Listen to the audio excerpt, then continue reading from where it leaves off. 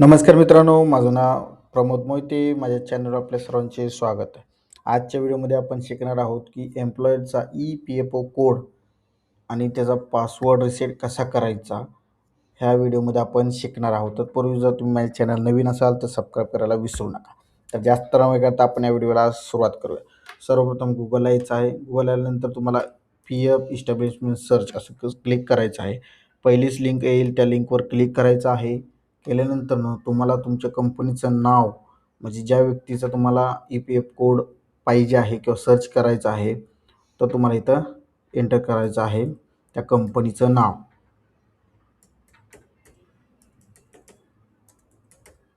Search केल्यानंतर तुम्हाला captcha code दिसेल, तो कॅप्चा कोड एंटर करायचा आहे आणि इथं सर्च म्हणायचं आहे.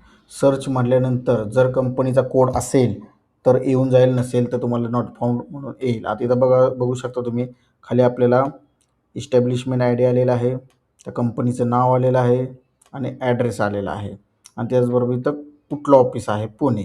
इथं तुम्ही जर व्ह्यू डिटेलवर क्लिक केलं तर तुम्हाला त्या कंपनीचा ॲड्रेस सगळं डिटेलच ओपन होऊन जाईल आणि त्यानंतर तुम्ही व्ह्यू रिपोर्टवर क्लिक केलं तर तुम्हाला रिपोर्ट पण भेटून जाईल की ही कंपनी कधीपासून काय काय कॉन्ट्रिब्युशन भरलेलं आहे, पेन्शन किती, काय म्हणजे जे काय सगळे लेखोजोख आहे ते तुम्हाला दिसून जाईल.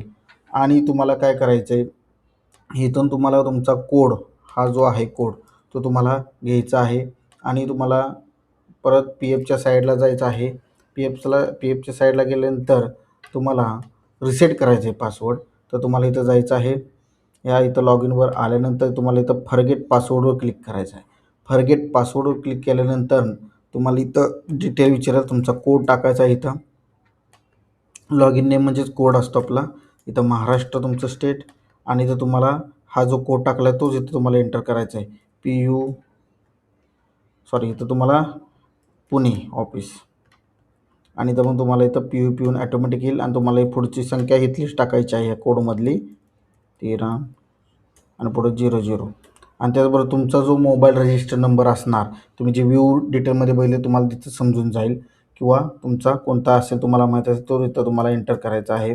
एंटर केल्यानंतर तुम्ही बघू शकताय, आता इथं तुम्हाला कॅप्चा कोड टाकायचा आहे. कॅप्चा कोड टाकल्यानंतर तुमचं काय होईल, इथं जनरेट OTP होईल. जनरेट OTP झाला की तुमच्या रजिस्टर मोबाईलला काय येणार आहे, OTP येणार आहे. तो OTP टाकल्यानंतर तुम्हाला न्यू पासवर्ड एंटर करायचा आहे.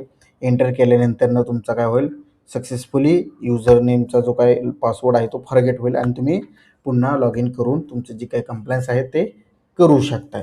तर अशा प्रकारे तुम्ही एखादं एम्प्लॉयरला आपला कोड माहीत नसेल, जो रजिस्टर आहे नाही, तर कसा बघायचा आणि तिथून तुम्हाला फॉरगेट पासवर्ड करून तुमचं लॉग इन कसं करायचं हे आपण व्हिडिओमध्ये समजून घेतलेलं आहे. जर माझे व्हिडिओ तुम्हाला आवडत असतील तर शेअर करायला विसरू नका, लाईक करायला विसरू नका आणि माझ्या यूट्यूब चॅनलला सबस्क्राईब करायला विसरू नका. धन्यवाद.